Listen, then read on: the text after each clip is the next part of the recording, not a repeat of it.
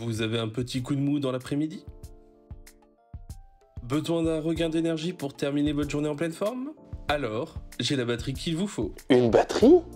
Je parlais à votre iPhone en fait. Non mais, je suis fatigué aussi. Et oui, blaireau, tu n'es pas le centre du monde. Qu'est-ce qu'on en a à faire? On est sur une chaîne tech, pas sur Doctissimo. Espèce assistée. Feignasse. Salut les connectés. Depuis quelques années, les iPhones ont inversé la tendance en ce qui concerne l'autonomie de leur batterie. Fini le temps où votre téléphone ne tenait pas plus d'une demi-journée avant d'afficher un niveau alarmant au niveau de votre batterie. Grâce aux puces de dernière génération d'Apple, un iPhone maintenant a une autonomie quasiment folle. Par exemple, quand j'ai acheté mon iPhone 11 Pro Max, il était capable de tenir plus d'une journée et demie sans avoir l'obligation de devoir le recharger pour avoir peur d'avoir le coup de la panne, et pouvait même pousser jusqu'à 2 jours, et avec une utilisation qui était loin d'être modérée. Une utilisation modérée, c'est quand tu restes au moins 30 minutes au chiottes à regarder des vidéos YouTube. Mais le temps n'améliore pas une batterie, et la mienne cumule quasiment 800 cycles de charge en 3 ans, au point où il affiche actuellement 83% de capacité maximale pour cette batterie. Petit tips, si vous souhaitez savoir combien de cycles de charge a votre iPhone. Je vous conseille d'installer sur votre Mac l'application Coconut Battery qui permet en fait d'avoir toutes les informations de la batterie de votre ordinateur. Et si vous branchez votre iPhone à votre Mac et que vous autorisez la connexion entre le Mac et l'iPhone, l'application vous donnera aussi les infos de la batterie de votre iPhone. Aussi bien le cycle de charge que l'état de santé de la batterie à l'instant T. Ce qui fait qu'actuellement, mon iPhone tire facilement la langue dès la mi-journée. Oh bah c'est pas poli ça, dis donc. Et donc obligatoirement, si on veut avoir l'esprit tranquille, on est obligé d'aller chercher des solutions tierces pour pouvoir avoir une autonomie un minimum décente. C'était la raison pour laquelle j'avais pris ma Smart Battery Case Apple pour iPhone 11 Pro Max. Très bon produit au passage. Sauf qu'entre temps, je suis passé à une coque MagSafe pour iPhone 11 Pro Max de chez Zira.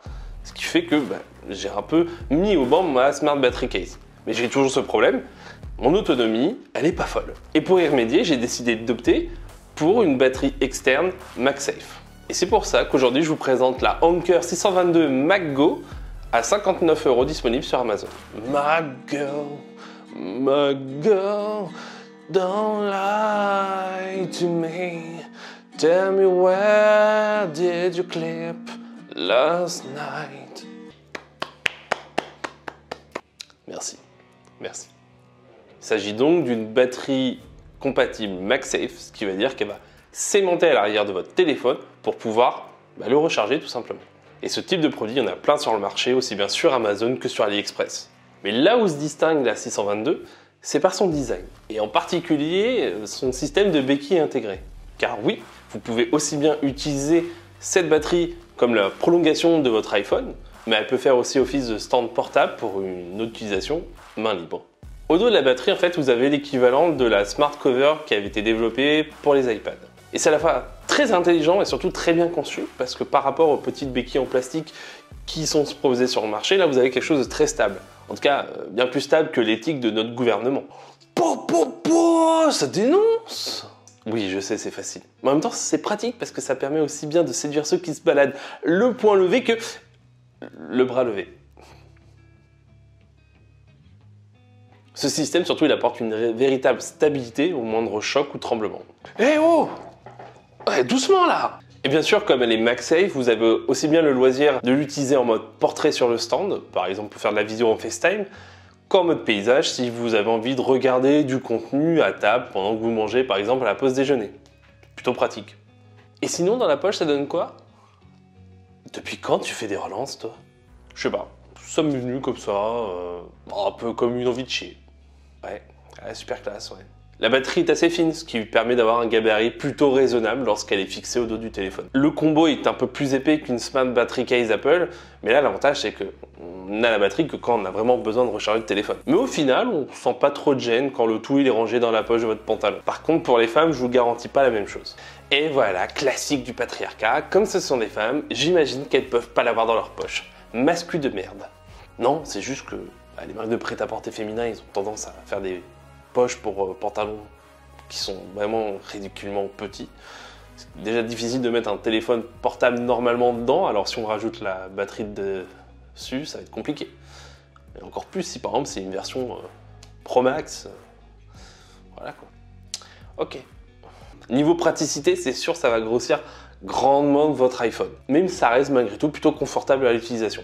Les doigts ont tendance à bien se caler autour de la batterie, aussi bien une main qu'à deux mains, même si la deuxième option est plus confortable que propose la Smart Battery Case d'Apple. Par contre, niveau poids, c'est pas du tout la même tambouille. Bien que ça soit conçu à la base pour une utilisation mobile, sur des longues sessions, ça va peser mais lourd. Un peu comme ton humour, non?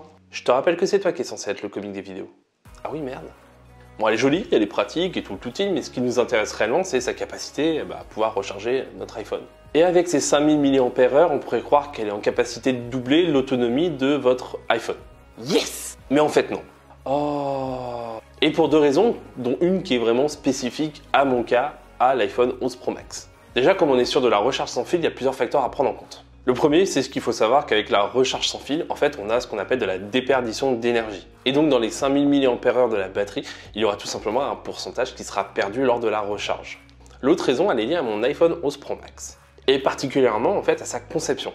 Parce qu'il s'agit du dernier iPhone à ne pas être MagSafe. En effet, MagSafe, c'est sorti à partir de la génération 12.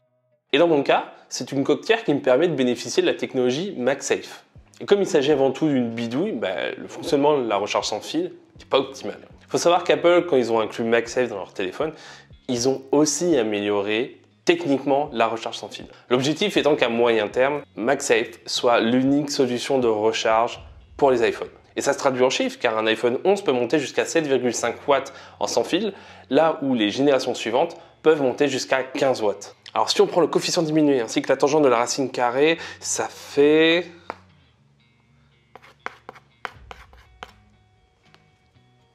C'est 2 fois plus puissant. Exactement, et même si la batterie ne peut aller que jusqu'à 7,5 watts, je pense que la conception de MagSafe, elle permet de réceptionner au maximum dans cette configuration à 7,5 watts, là où l'iPhone 11 sera sur des débits moindres.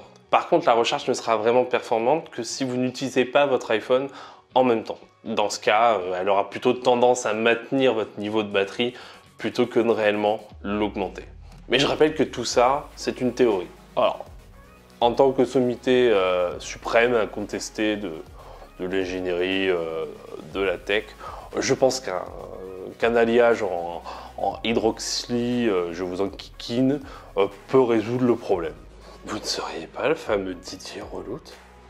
Ben non, c'est moi, c'est pour la vanne.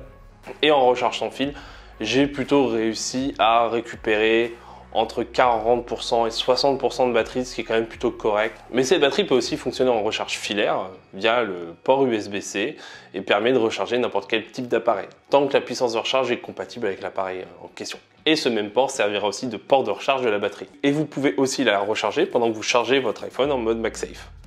C'est plutôt pas mal. Par contre, je sais pas ce qu'ils ont fumé les copains de chez Anker, mais l'emplacement de ce port de recharge, il est assez con. Parce que, étant au cul de la batterie, eh bien, vous ne pouvez pas la recharger en mode stand. Ah oui, c'est hyper con. Oui, très con. Con. Et là, on peut dire qu'ils se sont inspirés d'Apple parce que c'est digne de l'emplacement du port de recharge Lightning de la Magic Mouse 2. On peut dire que ça a un peu un design mousse.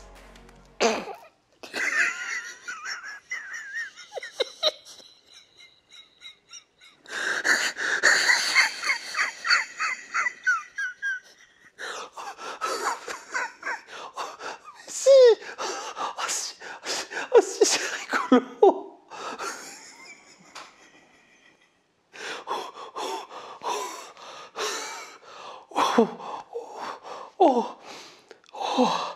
Faut absolument que j'appelle ces volumes. Et au final, cette Anker 622 MagGo peut être la meilleure batterie MagSafe du marché, dépassant même celle d'Apple qui est vendue le double du prix et qui ne permet d'offrir que 40% d'autonomie pour un iPhone 12 ou 13 ou 14 Pro Max. Et sans stand en plus. Et contrairement à ce qui se fait chez Apple, celle-là, vous avez en plus l'avantage de la trouver régulièrement en réduction sur Amazon. Comme d'habitude, si le produit vous intéresse, merci d'avoir regardé cette vidéo. Je vous dis à très bientôt et n'oubliez pas de rester connecté sur les internets. Ciao. Vous avez toujours un petit coup de mou? Oui. Eh bien, j'en ai rien à foutre. Bolos.